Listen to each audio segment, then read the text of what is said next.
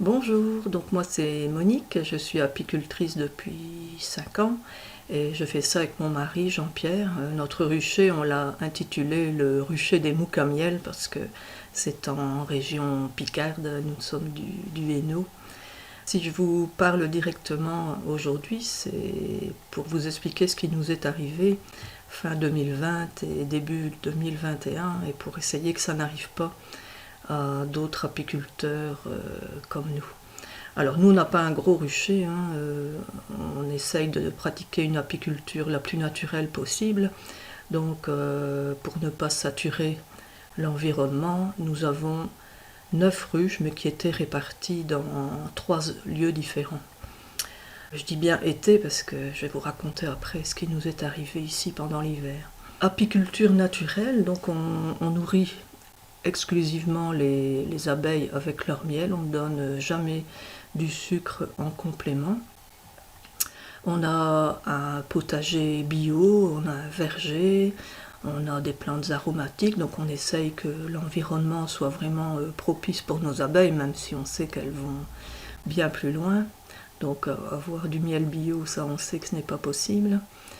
Nous connaissons chaque colonie puisqu'on en a peu et nous tenons un carnet à jour avec toutes nos observations, donc on les connaît vraiment très bien. On les traite, mais raisonnablement aussi.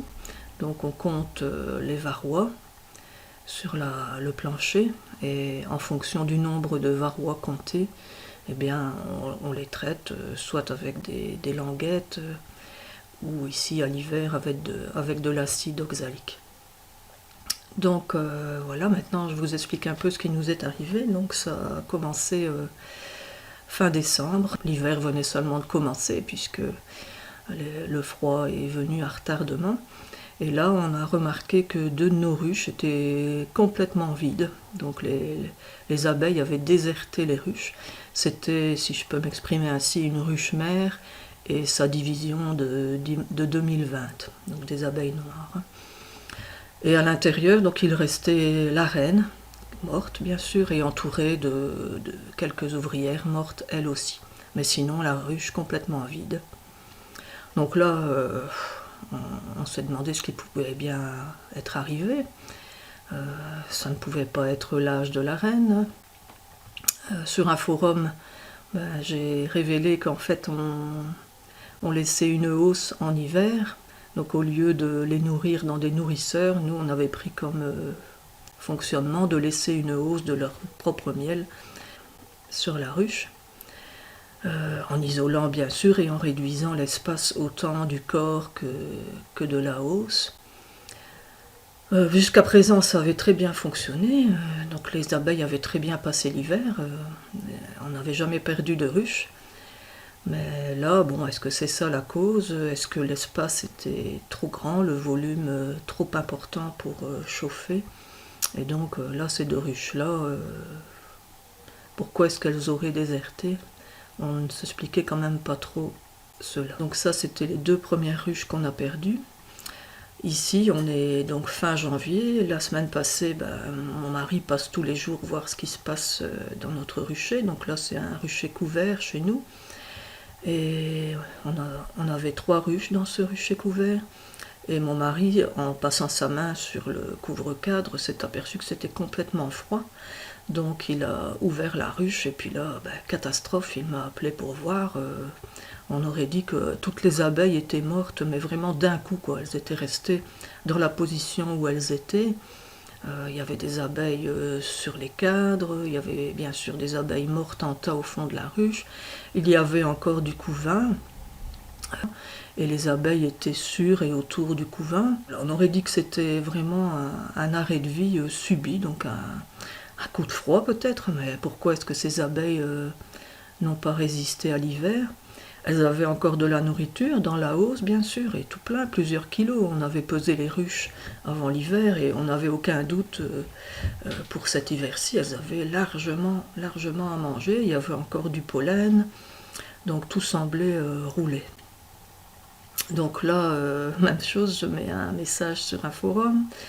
Un autre forum, on me dit c'est le varroa.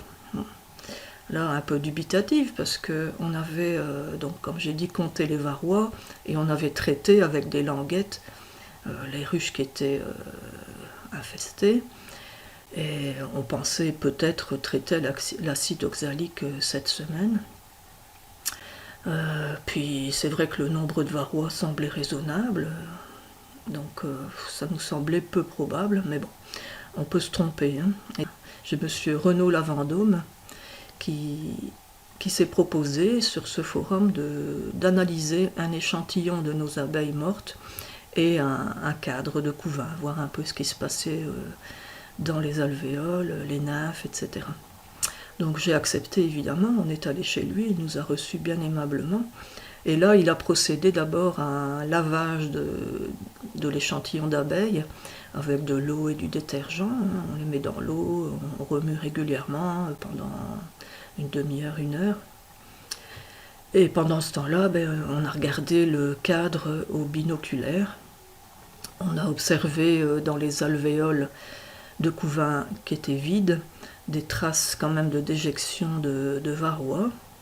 Et puis il a ouvert des alvéoles qui étaient operculées avec des nymphes, il les a retirées dehors.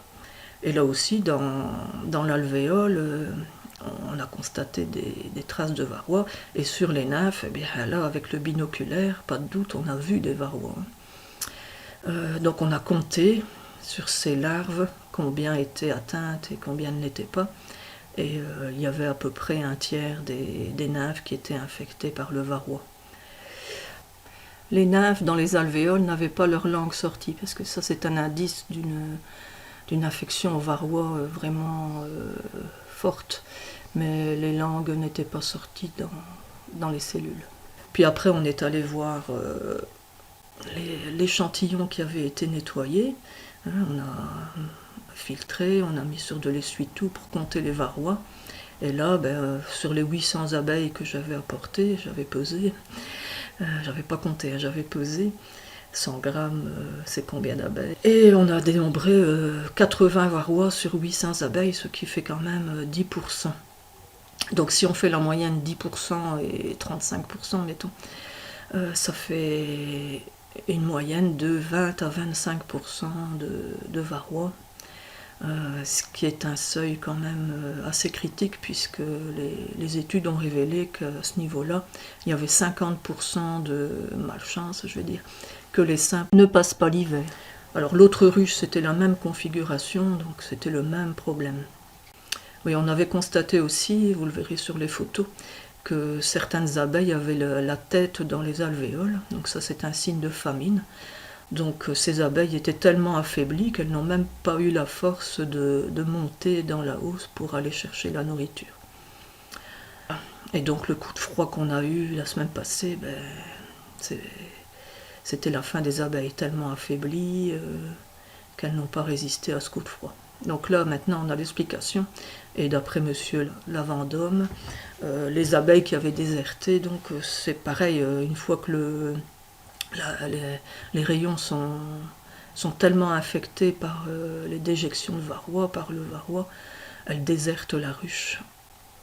Donc finalement, conclusion, le système d'une hausse en hiver, en effet, c'est peut-être à proscrire. Il faut absolument si c'est nécessaire, qu'on nourrisse avec du sirop de miel avant l'hiver pour faire descendre un maximum de miel dans le corps.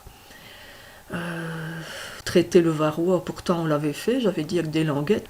Là, M. Lavandôme nous a dit que l'apistan qu'on nous avait donné, c'était un cadeau et qu'on avait utilisé, en fait il n'est plus du tout efficace. Il faut prendre de l'apivar ou du varomède, mais ce n'est plus correct. Donc finalement, ce traitement n'a pas fait effet du tout. On avait vu d'ailleurs après le traitement qu'il restait encore du varroa, mais ça ne nous semblait pas de trop. Et après une période de gel, et puis quand il fait meilleur, traiter avec de l'acide oxalique. Donc ça, on va le faire évidemment avec les ruches qui restent cette semaine. Voilà, comme quoi on apprend toujours. Donc on va maintenant rassembler les ruches qui nous restent sur 2 implantations au lieu de 3. Et on va essayer de repeupler tout ça. On est reparti un peu comme au début, puisqu'on avait démarré avec 3 ruches. Bon, là, on en a un peu plus encore, mais c'est certain que la production de miel cette année, ce ne sera pas notre objectif. Hein. Voilà, ben j'espère que cette vidéo permettra à d'autres de ne pas faire les mêmes erreurs. Hein. Il faut parfois avouer ses erreurs et en tenir compte pour pouvoir progresser et protéger nos abeilles, puisque c'est ça le premier but. Merci.